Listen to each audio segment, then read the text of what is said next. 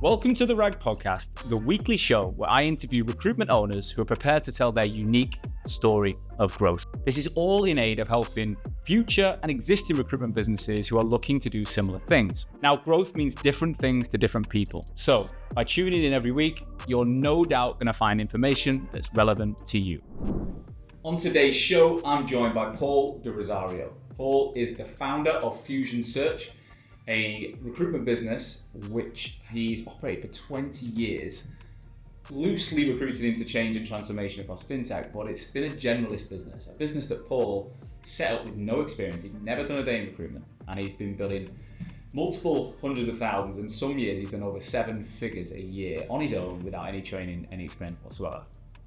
But he's now launching a business called Beyond the Founder, which is something I've been involved helping him with because I've worked with him for the last 12 months. Beyond the Founder is a business where he's going to be working with high growth, ambitious recruitment companies all over the world to basically learn from his mistakes and build a business set for scale and growth. In this episode, I want to talk about how Paul entered the industry with no experience, why he did that, how he got to billing 7 figures a year, and why he's decided to change his direction based on a lack of fulfillment, based on wanting to be excited again and get that fire back in his belly. So there's so much for you to learn here, not only how to build a business, how to grow, but also how to check in with yourself and ensure that you're happy along the way.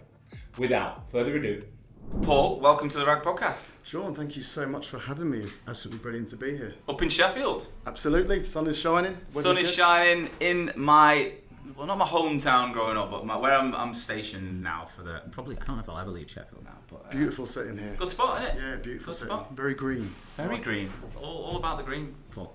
Look, thanks so much for coming, mate. It's a pleasure to have you. Obviously, I know you pretty well, and I know your story, which is why I'm so excited to have you on this show, but people probably don't know you. So before we get into the story, do me a favour, just tell us who you are and what you do. So, Paul de Rozarieux, founder of Fusion Search primarily.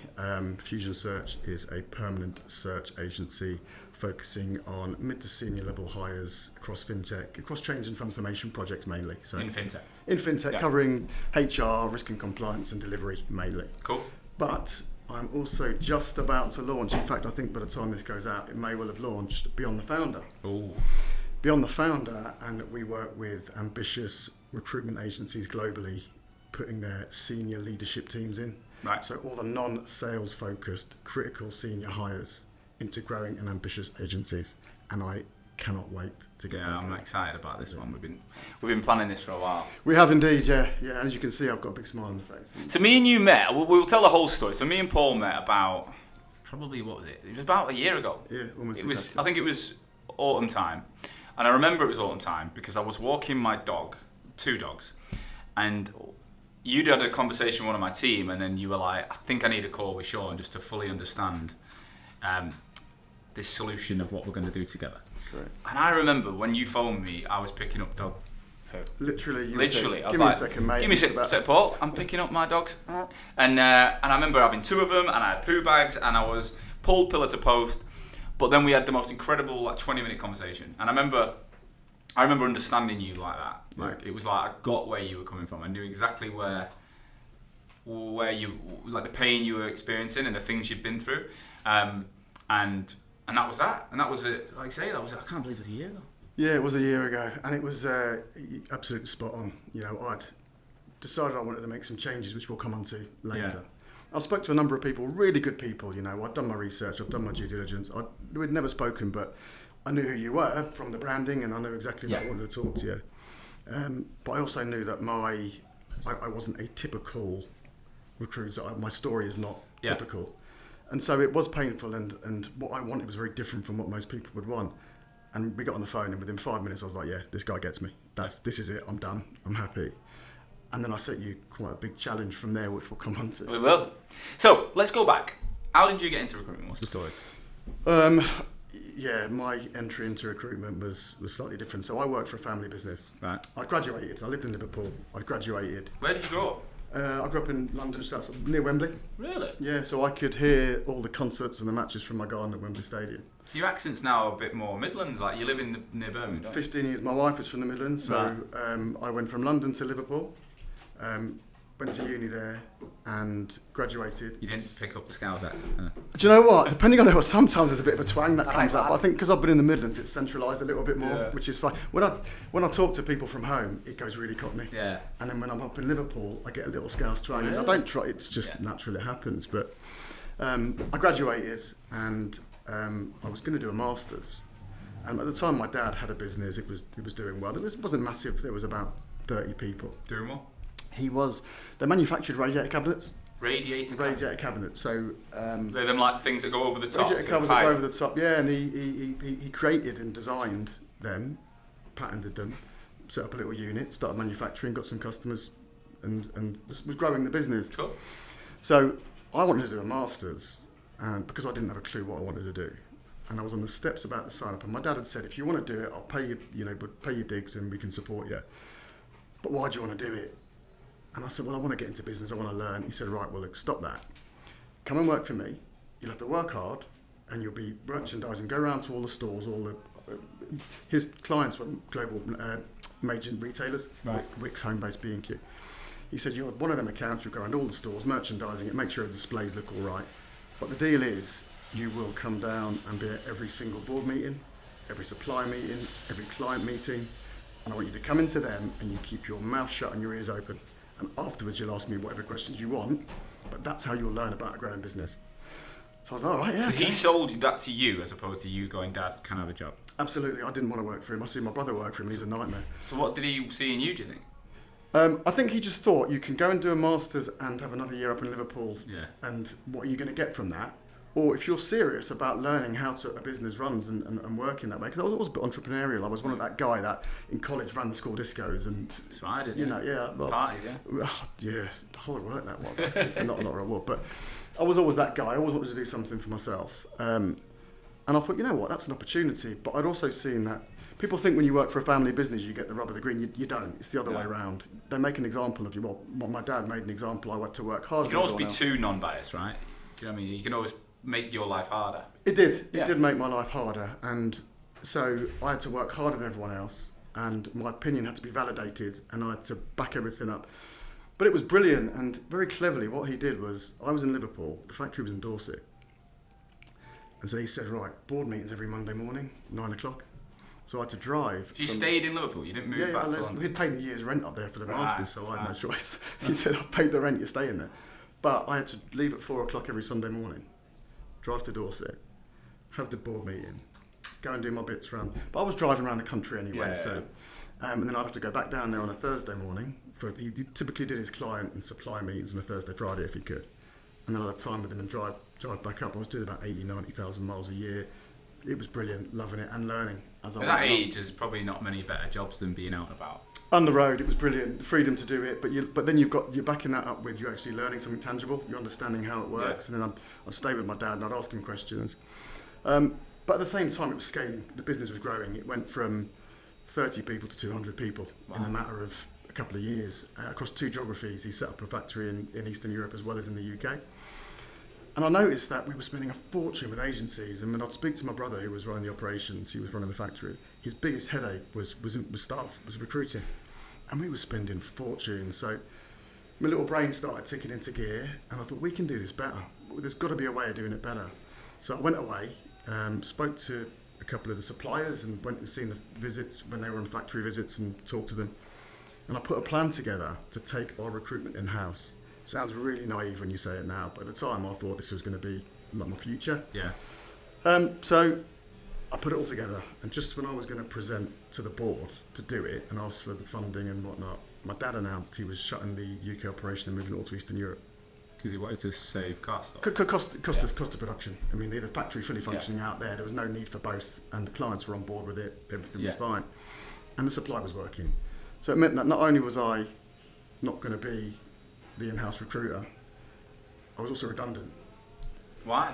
Because I didn't want to move to Eastern Europe, effectively. But surely the clients were here, weren't they? The clients were here, yeah, but... Was your job not more client-facing? The landscape changed. It was. The landscape changed in terms of how you merchandise, the people coming into store and how it was changed. So I'd moved on from being a merchandiser at that point to an account manager. Right. So it was fine. I had a choice, effectively. I could either... Whereabouts in Eastern Europe? Lithuania. Right. Yeah. So I could either take some redundancy and do something myself, or I could effectively be out in Lithuania much more, which is what my dad wanted, really. You would have been his successor, right? Or Effectively, well, both of us would have been at some, but Mark didn't want to. He had 2 kids, so he didn't want to go out to Lithuania at that point, and that influenced my decision. So I just said, you know what, Mark, I'm going to start an agency. He said, "Are you going to do that?" I said, "I'm just going to do it." So I literally picked up. What year is this? 2004. So. And how old are you at this point? 24. 24. 24. So you've been working for your dad since you were 21? 21. So you only did 3 years? Yeah. But what I've seen in that 3 years was phenomenal. What's your life like at this point? Are you with your it was great. current wife? Or I was. I'd met Lucy whilst working for my dad. So I was 22. She was working for RBS in insurance claims and whatnot, so she was starting to build a career. She just graduated. And life was good. It was hard. I'd been doing well. You know, I'd bought a flat. I was doing okay. But I wanted more. I was ambitious. I wanted to do. I thought, let me take what I'd learned and experienced and create something for myself. So I set up an agency. And at the time, I didn't have a clue what I was doing. I'd never been trained, never been taught, never worked for an agency. But I just felt I can do this better from what I've seen. So I literally picked up the Yellow Pages at the time and my phone. We hired an office in the middle of Liverpool city centre in the Corn Exchange. And I remember I needed to get insured in the office. And Jardine Lloyd Thompson came in to insure us, and he looked around. And he said to me, "Have you ever done this before?" I said, "No, but I'll be all right." He said, "I can't insure you." I said, "Why?" He said, "You'll be busted in 6 months." Wow. And he said, "I can't do that to you." I said, "I won't." He said, "You will."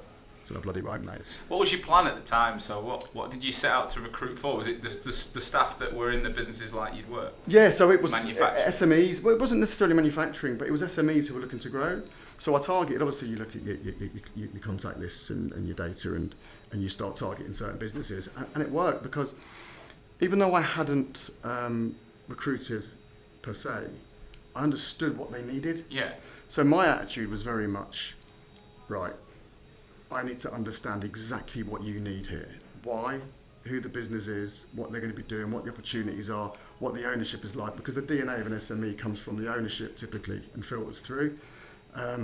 So I had to make sure I understood everything about the type of person they wanted and then go out into the market and find the best people. It was the purest form of recruitment. So where were you based at the time? Liverpool? Liverpool City Centre. So you had a little office? Little office. And what, just bashing the phone? Bashing the phone. And it was a chicken and egg scenario because, you know, you couldn't get candidates without having a role. And we did things like we set up in the Chamber of Commerce and we advertised in the Chamber of Commerce diary, which was brilliant, by the way, because SMEs all in the Chamber of Commerce. And I was quite honest with people, and when I'd get work in, I couldn't lie and say I had this big background in recruitment, but what I could say was, I understand what you want. You had a story within business that some recruiters don't have. And I came at from that angle. So I came out from, look, I can find you the people as long as I know exactly what you want and who you want and why. And I had to then be better than everyone else because I was competing against people with databases, with reputations, with networks, with a brand. And so it was a harder way of doing it, but it worked. And it didn't, I said it worked, that's not true. The first role I ever placed was a travel agent, right? So I was working for a travel agency and they were looking for a salesperson. Yeah. And it was a real niche specific. It was high-end luxury travel.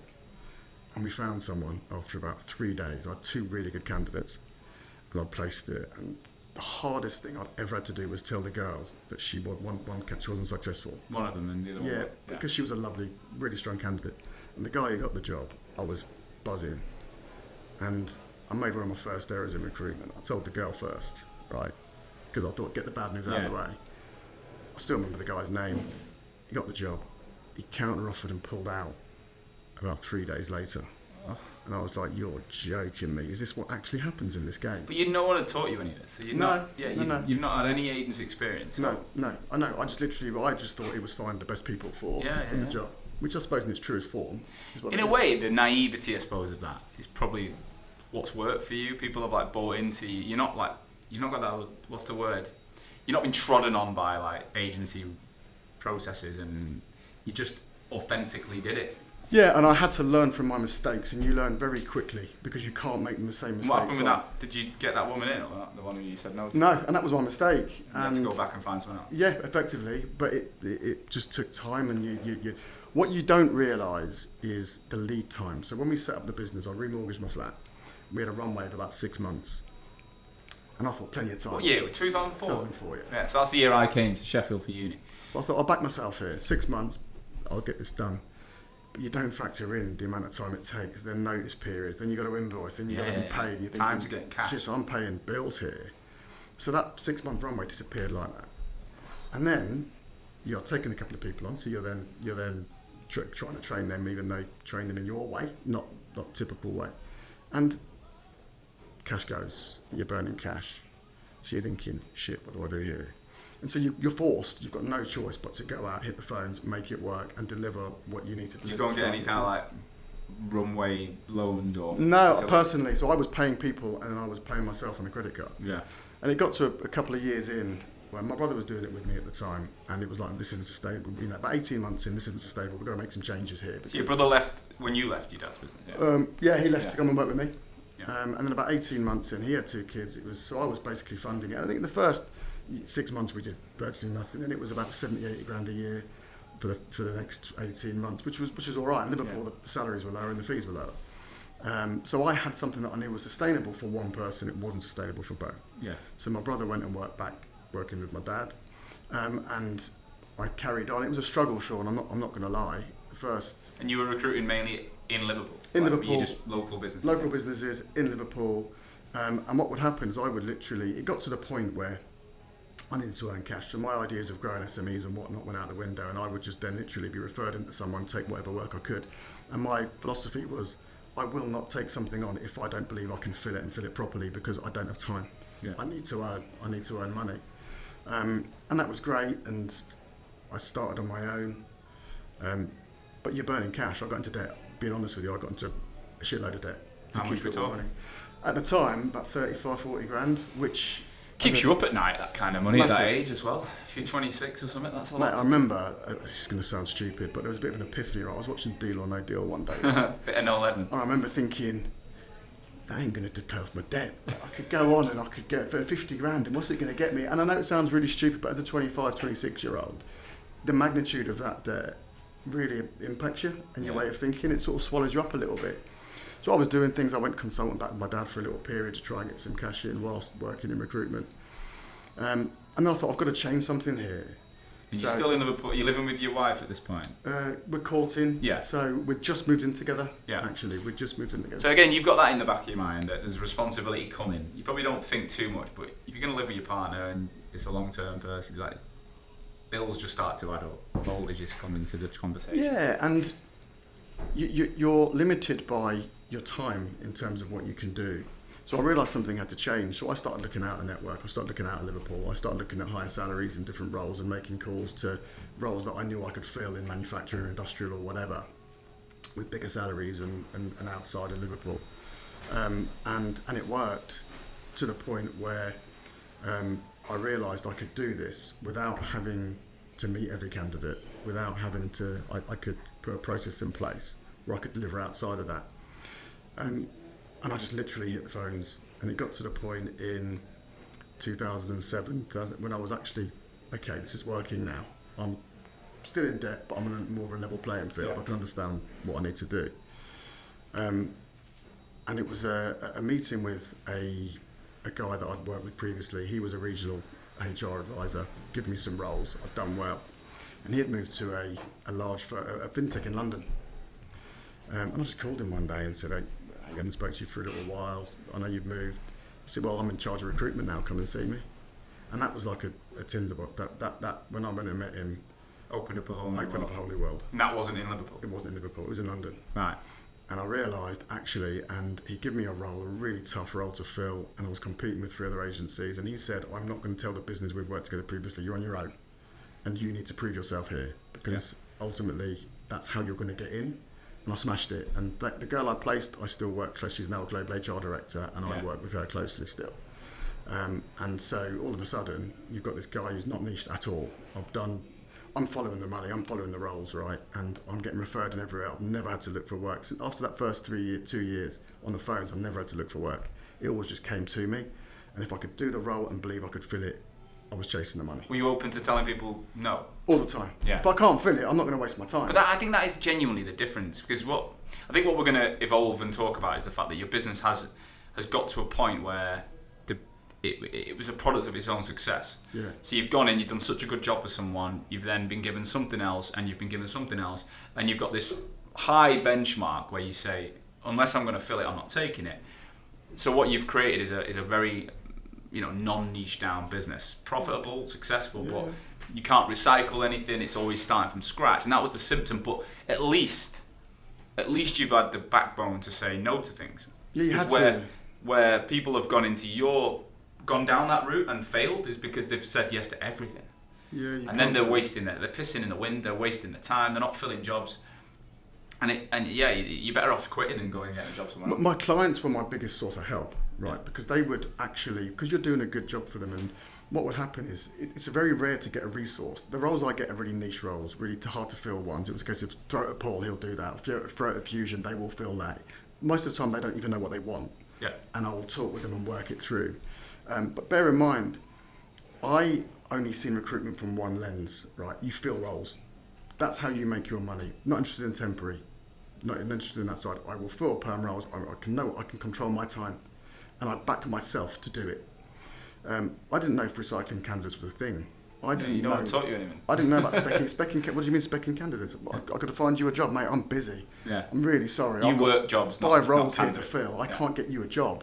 Yeah. I can't take that risk. I can't control what you're going to do. Whereas I can control 3 brilliant candidates for that role. Yeah. And I know one of them will likely get it. So I'd only seen it from one side, it's pure, and that was to this day still how I work.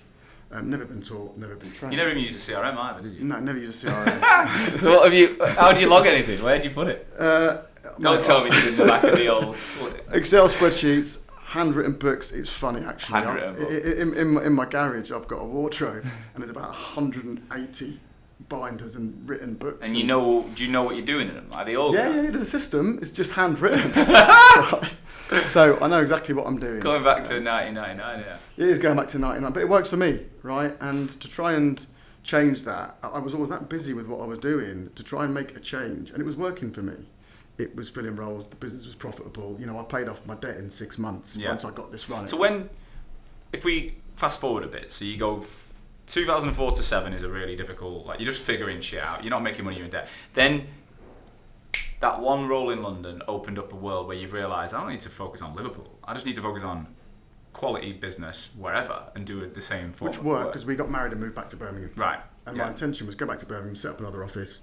Were you then going to focus on Birmingham, or were you going to keep it? No. So just nationwide. Nationwide. Right. So then, how was the next few years on a high level? Like revenue, what sort of numbers did you do, and did you enjoy it? Talk us through what life was like, because you're then building a family. You're a bit older. What was it like? Well, bear in mind, right? I'd seen for the first 4 or 5 years it was mainly SMEs, and I was worked through their business, so board level down. So I was recruiting senior level roles.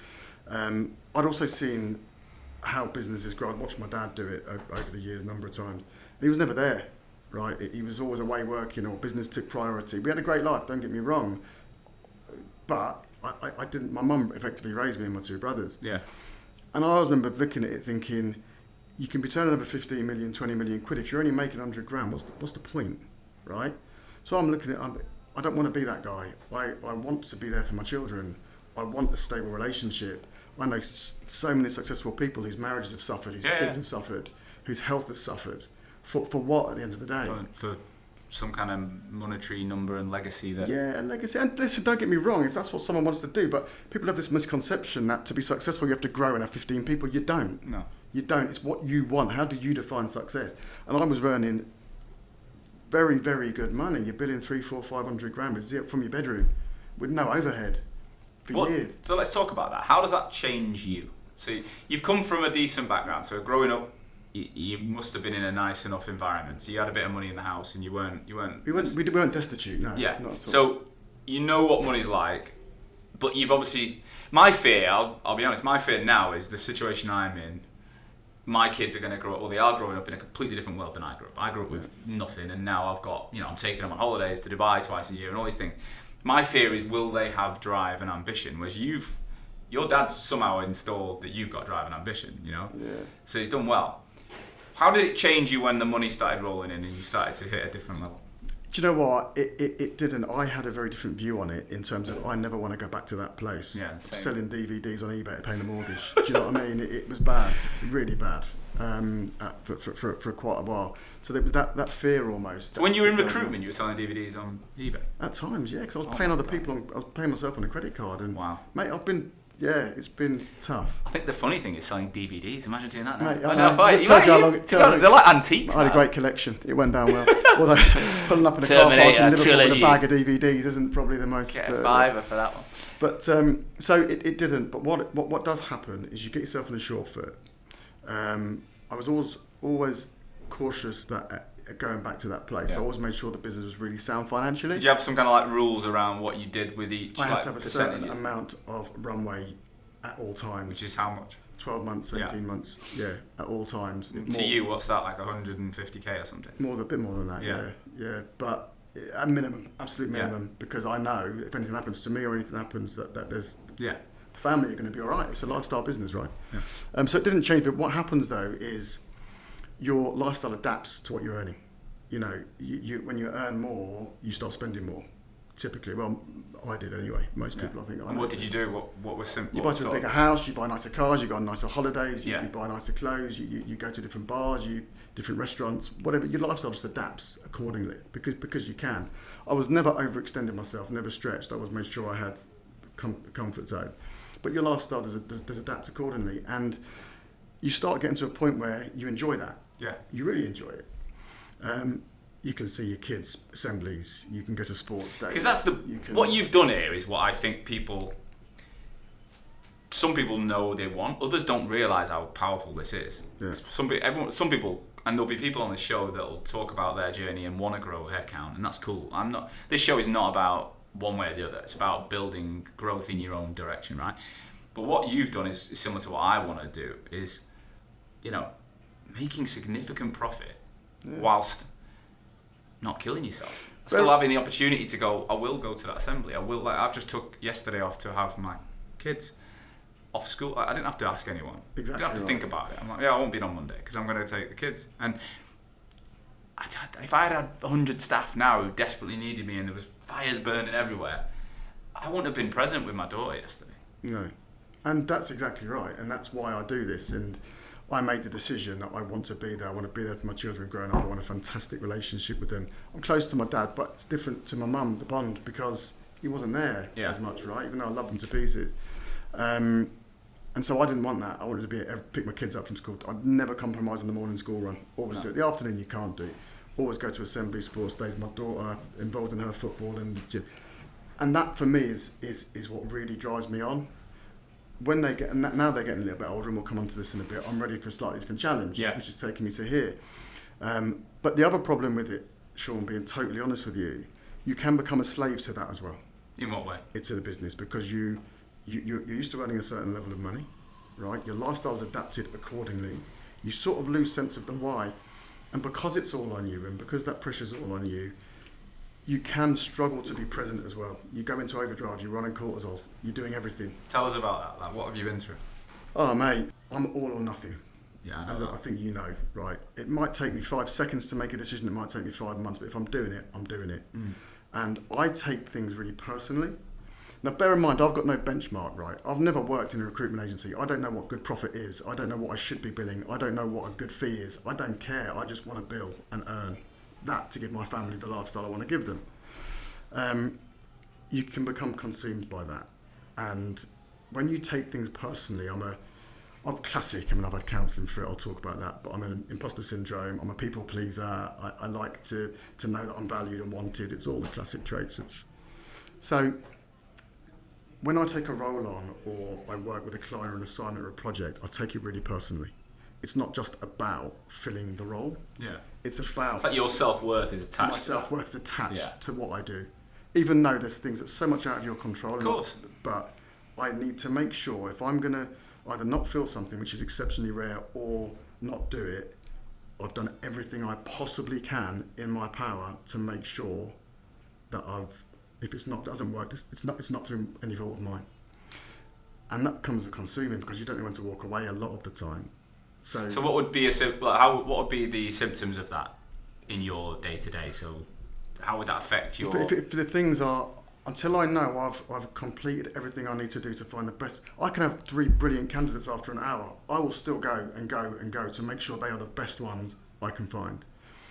And the symptoms of that are, it becomes a bit consuming. So I find myself getting up at 6 in the morning, getting on the laptop, and then I can go till 9, 10 o'clock at night. And I don't wear that with a badge of honour, by the way. No. So when So how would you do that? So you get up 6, stop when the kids get up, do the breakfast, do the school run, back on it. Yeah. And then what time? How would you manage the evenings? I'd go to the office, or I'd be at home, and then I would have an hour with the kids. But if you're not careful, that hour, you're not there anyway. Yeah, you're physically there. You're physically there, but you're not there. And my kids notice it. Has your wife noticed it? Massively. Yeah. She's a saint. My wife is a saint. Had to put up with me. Lucy is. I couldn't do what I do without her. It's as simple as that. Even though she does not involved in the day-to-day recruitment, she runs everything I do mentally. She runs it, because I can be a nightmare at times and have these crazy ideas and things run away with me. And because I'm on my own in that way, you don't have someone you've got ammo, right? You can bounce off. I don't have that. No. So I don't know if I could have handled being a solopreneur. I just don't know if I'm capable. It's tough, and you can lose sight of it. And again, because you've not got that benchmark, it can be very lonely. So you've got to be careful if you're going to do that you have your switch offs, that you have your ability to be present. So in other words, the things that you're doing it for, you're actually doing. You're not a slave to your own business. Yeah. Does that make sense? Yeah. A message from today's episode sponsor, Untapped. Untapped are the market leader and go-to agency for finding and hiring elite offshore talent into the UK, US, and Australian-based recruitment agency market. Now, I don't partner with sponsors I don't believe in myself, and Untapped are someone I've personally used to build the team at Hoxo, and it's been a game changer. No one else we've worked with can compete with both the quality of the network and the time to hire, and the impact they've had on our business has been insane. From hiring, from consulting, from advice, they're a premium team that you can trust, and you're guaranteed to access a network of top-tier international talent that could be right for your business. Look, they interview over 3,000 candidates and put them through a 4-stage interview online every single month, and they only represent the top 1%. So you're going to get a thorough service at speed. So if you're looking at international hiring where you're looking at getting up to 70% less in terms of cost for equivalent UK member of staff in both recruitment and back office roles, then it's a complete no-brainer. All right, you're going to love it. So they are currently showing a waiting list for their next cohort of hiring, and it's almost full. If you'd like to join the waiting list, then click on the link in the show notes and take it from there. Good luck. If we fast forward then to like a year ago. There's a little. Can I go back a time? Yeah, sure. Yeah. So I was effectively, I haven't never niched down because I was mushroomed in. I would go and I would be given roles across different functions, different areas, senior hires, and I was filling them, and it was great. So effectively, I was just referred into different areas and different businesses. I did semi-niche down to industry and certain types of roles, but I could never guarantee where my next role was coming from. Try to take people on, it's too much for them. That they like being in a niche, knowing what they're doing and focusing on that area, especially in recruitment. So I struggled to take people on, but there was one guy who I knew his parents. His mum was in recruitment for 20 years. I thought he could do this. He was working in construction in Birmingham, ripping it up, doing really, really well for a large construction agency. White collar construction. I thought he could do this. So I made him an offer to come and join me, and the plan was he would eventually become an equal partner and take over Fusion. I was going to give him banking. I was going to give him the banks to work. Made him the offer. He agreed to join me, and was counter-offered massively. So the one person I thought, I've got this, ended up staying where he was. So I carried on what I was doing, tried to recruit again whilst I was doing what I was doing, struggled, and 6 months later he phoned me and said, look, I made a mistake, can I meet you? So I'm thinking, great, brilliant, my plan's back on. And he sat down and said, look, I don't want to work for you, I want to work with you. Will you set me up in construction recruitment? And we'll split the business 50-50. So you keep doing Fusion, do what you want with it, but just help me to get where I need to be and to grow. To be like you. To be like you. Yeah. I thought, brilliant. But his plan was to grow that. He wanted to scale it. You wanted a team and all. So I thought, okay, this is brilliant. This gives me the ability to niche down and scale something But keep what you've got. But keep what I've got on. And it was working really well. And first 6 months, he had non-compete clauses. We opened up new doors, opened up new avenues. Business was doing well, and we were scaling. We were taking people on. It was enjoyable. It was great. I was learning in terms of that industry as well, while still working Fusion. And the plan was eventually to join the two businesses together and have different divisions. Then COVID hit, and it was like shit. Construction stopped. Well, temp construction didn't, right? Because people in terms of projects that are ongoing, permanent hiring stopped. Fusion stopped as well. But luckily we ran the businesses, both of them, in such a way that... How long had he been running before COVID? 3 years. Right, so he had a decent run. I'd make sure there was cash in the business, Yeah. mate, so he was fine. I mean, he didn't have to worry. He literally could just take the time and whatnot. But again, that stopped that growth. Did he have a team at that point? A team? 2, 3. Right. But to be fair, it was one of those whereby the plan with Alex was always very much, he said, I want to learn what you know. So the first 12, 18 months was about that. Put some money in the bank, let's make this secure, and then we look to do what we want to do. And you decide, I'll help you and back you, but you decide how you want it to grow. He said, fine. Obviously, COVID then launched hit right in the middle of that. And that kind of brings me a bit more up to speed to a year ago, because what happened was about 18 months ago, Alex got married. Right. Fusion was doing really well. SearchCo was doing really well. Is that his business, SearchCo? Yeah, SearchCo, yeah. And he got married, and he got to the point where that business was always going to be a scalable business. I had a lifestyle business. I wanted one that was going to scale. And when he got married, I knew what was coming. He wanted a family.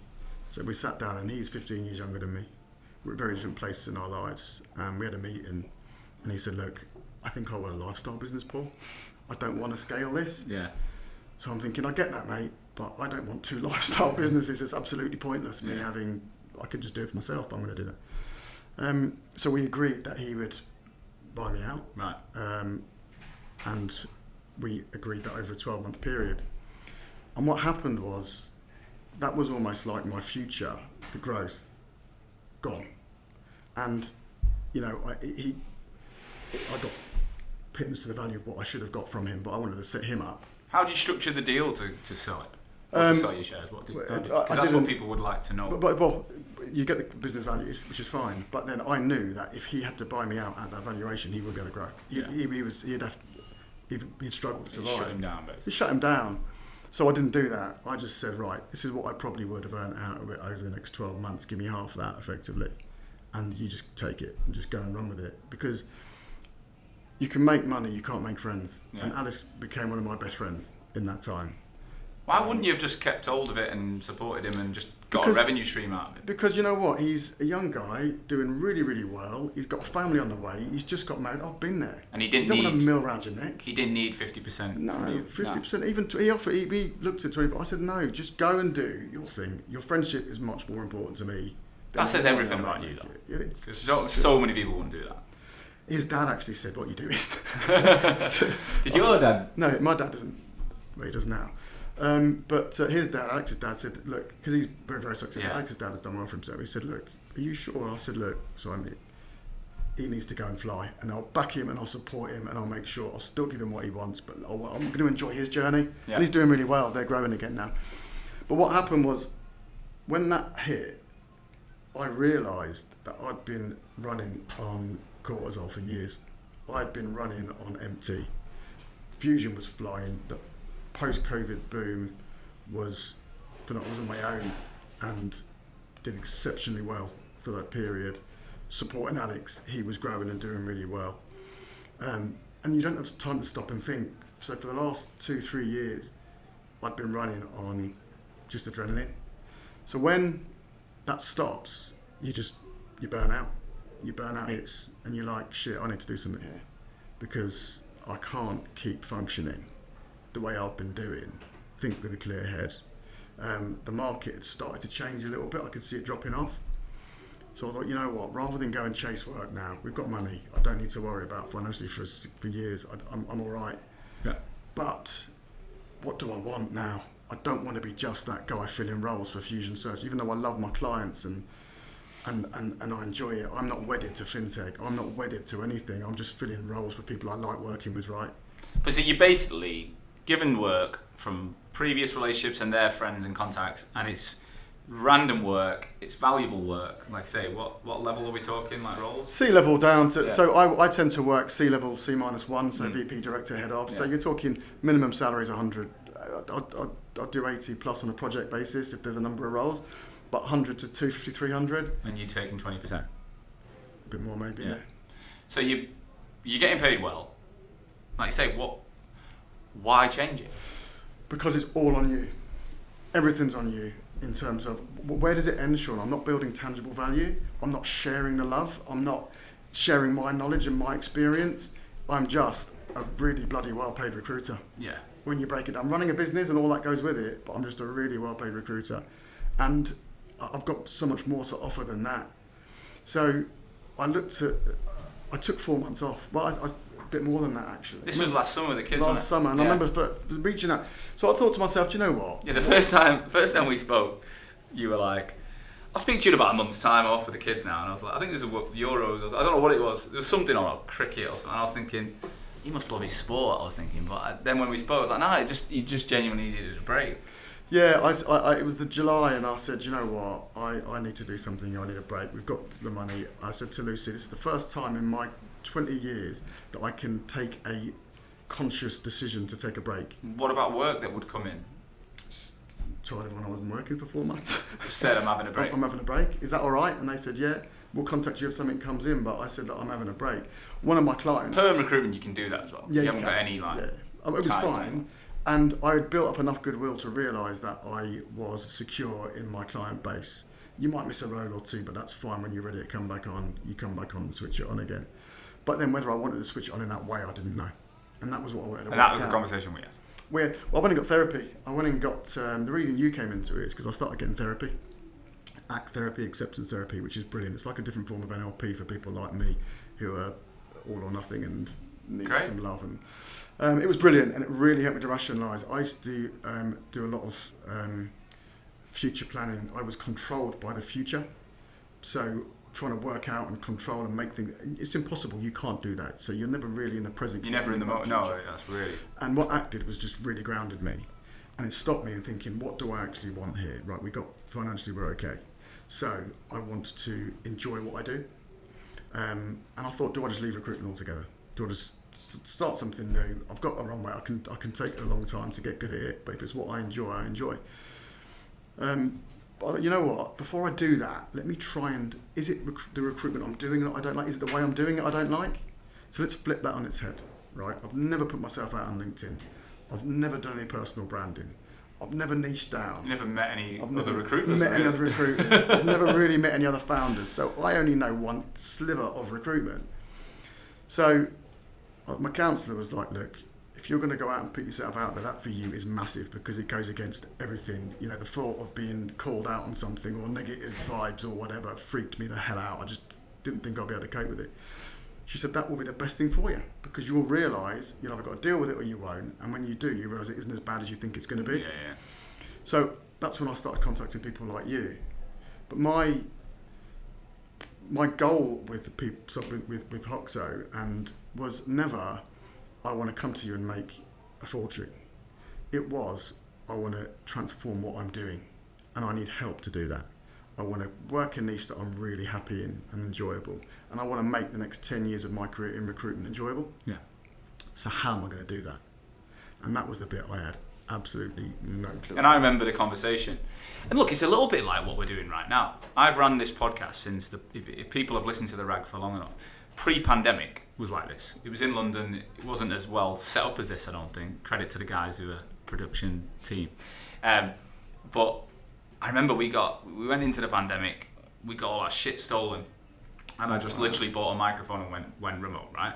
And I've been doing that ever since. And the show's climbed, and we've got listeners, and so I sat down about a month ago. I took a break this summer for the first time. I was like, I've done 50 episodes in season 7, and I'm like, I've had enough. I was fatigued with it, and I wasn't excited by it. And I sat down in this hotel where we are today with Lauren and my team, and we were like, I thought, I don't want to do it that way. I don't even think this ain't going to make commercially It's cost me more money to produce it this way. Yeah. It might not make me any more money, I don't know. But by God, I'm excited by it. I was like, I want to meet people again. I want to sit with my clients and sit with people I don't know. I want to listen to amazing stories. You know, I want to take them out the next morning, put them in a hotel and create an experience. And there's literally, it's just a thing that got me excited. But that's in your gift to do it, right? Yeah. But then commercially, people would say you shouldn't be doing it that way. But I don't care. But it's your choice. I can afford, I mean, obviously, when you're in a position of, I'm in a position of choice. I wasn't, well, when I first started this off, I spent $3,500 and built a studio in this warehouse I was working and got going. I put everything out into it. But Fantastic. now, yeah, like, and I think when I spoke to you, obviously it was before I came to this conclusion, but I could just sense that, yeah, you're in a good position, financially set, you've got a great family, you know what you want in life, but you'd lost that spark. Massively. You'd lost the fire. Yeah, yeah. And what's the fucking point?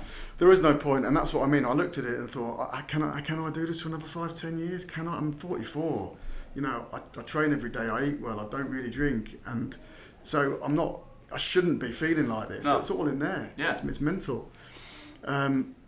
And so I set you a challenge, and I remember talking to you, and you invited me into the boardroom, which at the time I was like, well, what are you doing that for? I've not even got a niche, mate, and I'm a part of it. But I think you could see something. I knew there was something big for you, yeah. Yeah, and you could see there was something more in there, which was great for my imposter syndrome, by the way, surrounded by all these people. But the challenge I set was I need you to help me to niche down. And we looked at various different avenues and different ways to do it.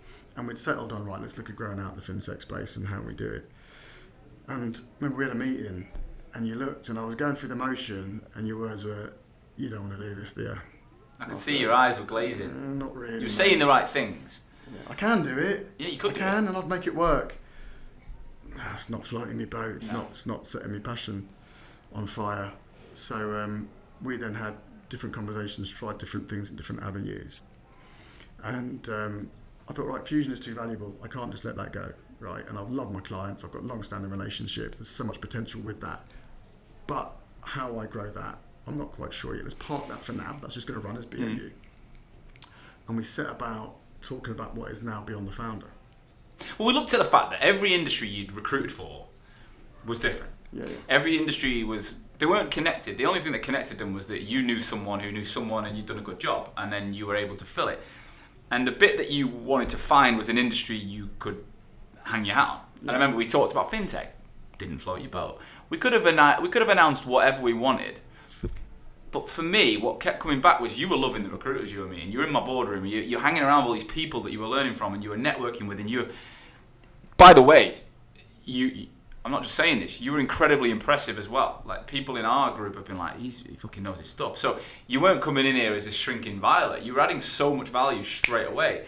And I remember sitting down with you in a hotel in London, and I went, I think you should serve this industry. Because you reminded me of me. I recruited into the insurance market. I was fucking good. 700 grand biller. There's nothing wrong with what I was doing. I was making a fortune. I would have done it. I'd have carried on doing it. But I didn't get excited by it. And towards the end, when I knew I was launching a company, I was like, there's something missing here. And the second I had this brainwave of working with recruiters, I was like, I knew. I was like, I'm going to go and I could see internationally how I could help businesses that I understood. Mm-hmm. People that I'd sat next to.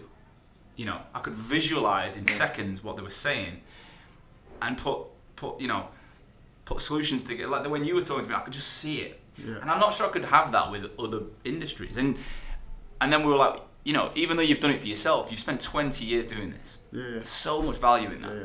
So much value. And a lot of what I was doing is it's all been senior level critical hires. It's always people who are running their own business units and needing a senior leadership team to run that. It's SMEs who are high growth and putting that in place. The only thing I had around the recruitment industry was I didn't want to be seen as a rec to rec or search to search. There's fantastic people in our industry that do that, right? That wasn't where I wanted to be. So for me, I had to find a way and look at a way that would excite me, add real value, play to my strengths, and mean that I could add real value to the people I was working with. And that's when we looked at, the non-sales related leadership team, senior hires, your MDs, your GMs, your finance, your HR, your marketing, your operations, your legal, all those senior board level non-sales hires that our industry needs. And for me, there's a change. The industry's changing, yet sales are the lifeblood of any business, right? But there's a realisation that you need to underpin that with an infrastructure. And that infrastructure needs to be really solid. And if you haven't got those cornerstones, if you haven't got a solid financial footing, it's all about marketing and personal brand now. If you haven't got, and that's often the first hire people are making, marketing. If you haven't got your operations and your compliance and your legal nailed down, and your culture, your people, the DNA of a high growth business is typically the founder, right? And that will take you to a point. But when you reach that point, you need a proper infrastructure underpinning it, because if you let a founder run off with it, they're going to go in a direction. Well, look, the word and the name Beyond the Founder is perfect, because it's taking the business beyond the founder, right? Exactly. And when it comes to, we talked about this. I think there's stages to it based on my experience and all the companies I've recruited for. I've helped marketing and all the interviews I've done. There's two types of founders really. There's the ones that get out of their own way, and there's the ones that don't. Yeah. And the ones that don't typically stay small, and they actually, again, if they're consciously doing it, like probably you have, and even me, and it's about making profit and a lifestyle, I think that's cool. Yeah. They're not. There's no issue with that. Yeah. But the biggest issue in our industry is people want to scale, they want to grow, they want to have headcount, they want to have big multiple values, but they don't want to change their behaviours to attach to associate to it. Absolutely. So they have the vision and the goals of being a £50 million business, but they act like a £1 million business. Yeah. And usually, it's one person that unlocks the key, and it's that someone who's going to manage. Like most founders are amazing at going out and winning relationships, but it's the delivery part that they don't like managing. They don't want to sit there and build a robust team of delivery consultants or whatever the model they go down. And we spoke about this, didn't we? It's like, because the vision idea came from one hire can allow a founder to be more free. Absolutely. And you get like a managing director type person who's probably worked for a slightly bigger organisation, has structure, has processes, and sets your company up to go to the next phase. Absolutely. Sometimes it's marketing, sometimes it's ops, sometimes they're a combination. But you're now about to launch this. What's been the initial feedback you found from people? What Fantastic, yeah. I mean, it's the typical feedback I get was, wow, this is needed. I mean, there is obviously people that will do it and do similar. That's great. But in terms of dedicated, with the background and my experience, and I've been there, don't forget, I understand what goes on in founders' minds in terms of how do you scale, in terms of what do I need to do, in terms of what happens to me when I bring that person in, and what does it need to look like. It's scary. It can be overwhelming, intimidating almost in terms of how you're going to do it. And so the joy for me comes in looking and understanding and talking to people, understanding what they want, why, how, and giving them the advice needed to enable them to grow. And I've spoken to people, I've turned down work already because I've said, you don't need that person. What you actually need is this. Yeah. And I don't do that, but there's great people that do. Yeah. But when you've got that person in place and you've got it to that size, then come back to me, and what we'll do is we'll look at how we need to structure this to get you that leadership team. And so I love them conversations, and that's a part of this. It's not, if I was all about the money, Sean, I'd just have done Fusion, right? I believe this is massively scalable if I want it to be. But I also believe it's going to be really enjoyable. Yeah. And it gets me going. I'm smiling and I love the conversations. And when you're having conversations with people that you can relate to, that you understand what they're going through. I've done it for 20 years, right? A lot of these people are really early into their journey. A lot of them just see the fact they've got to bring on 4 great recruiters to earn good money. But what do you do then? That doesn't work. You need to have the right infrastructure, the plan, the strategy in place, and the vision to be able to execute it. And that's where... So I guess, to wrap this up, what would be happening in someone listening now? What different things might they be experiencing which would mean they should probably reach out to someone like you? Typical founder issue. So a lot of the time people go into this, they'll either be a really big biller who is wanting to go on their own, typically, and they feel they can do it better for themselves. So they start that way, they have some clients, they have some work come in, and it self-perpetuates because they're then filling the work, they're the relationship man, they're the biller. It's that peaks and troughs piece where you become sales and delivery. It's very, very difficult to achieve. So you get to that ceiling where it's all about your time. So these people will typically be doing really well in terms of billings. They will have maybe a small team around them. They'll have gone through that pain of outsourcing, and they'll want to execute to get to the next level. They will want to now take it to a serious business where they're willing to invest in non-sales roles. they understand the value in investing in strategic hires, because it's not revenue is not the only way you grow. You need the strategy, you need the ideas, you need the people around you to be able to implement it and execute it. So these people will be at that point where yes, they're billing, yes, they've got clients, yes, they're growing out a great sales team, but they now need the back office infrastructure to enable them to truly scale.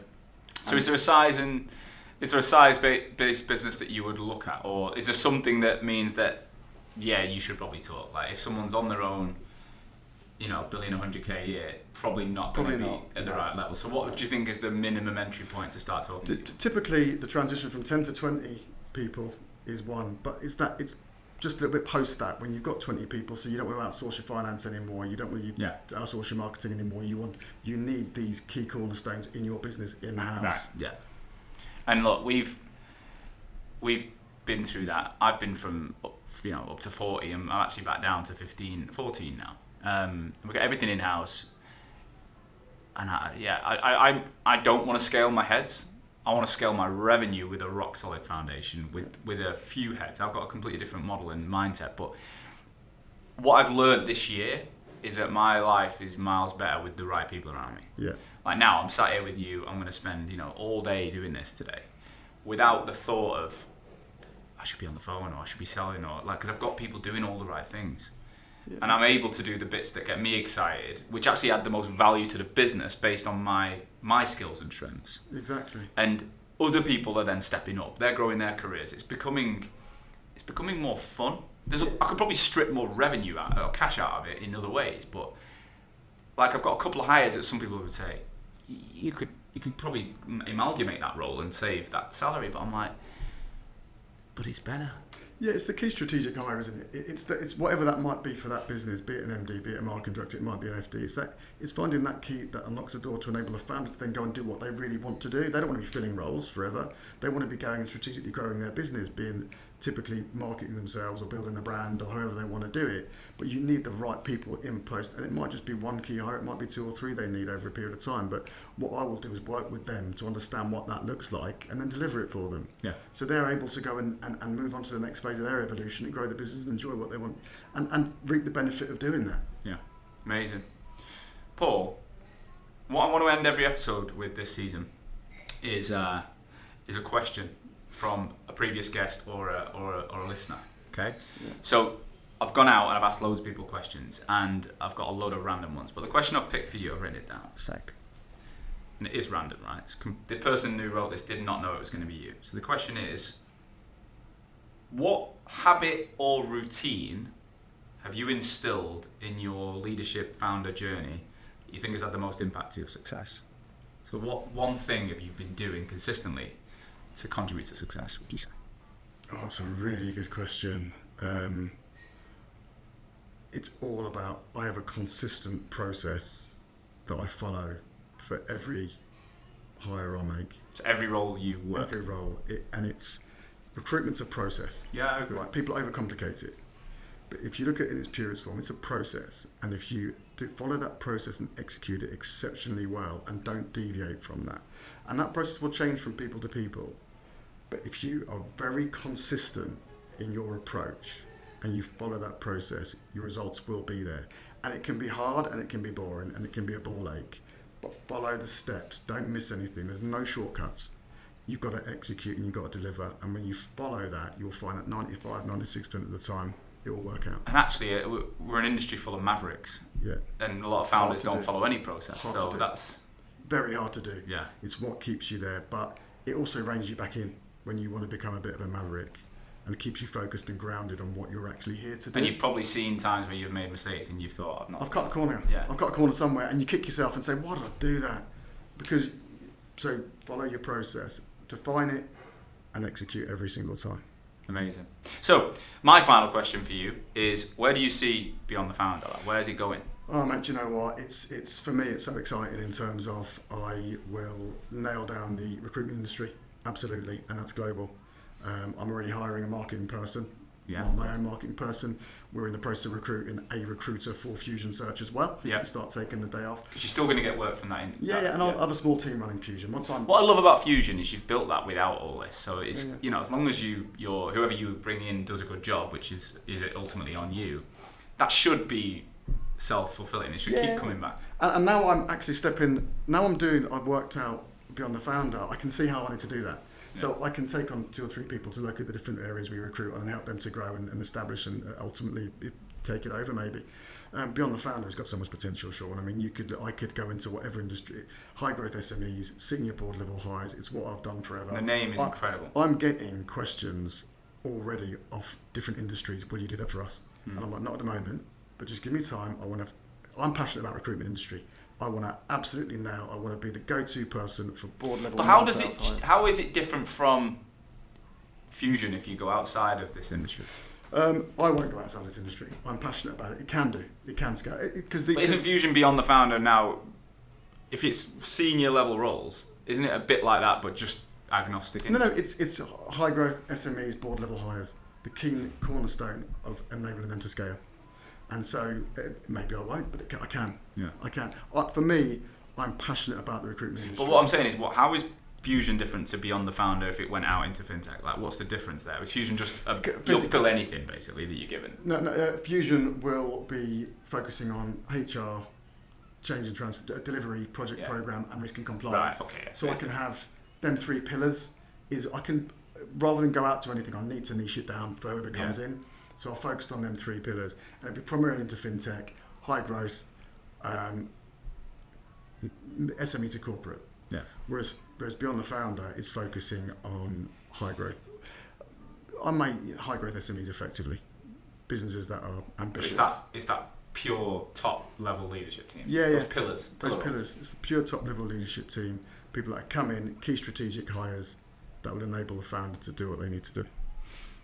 Paul, thanks so much.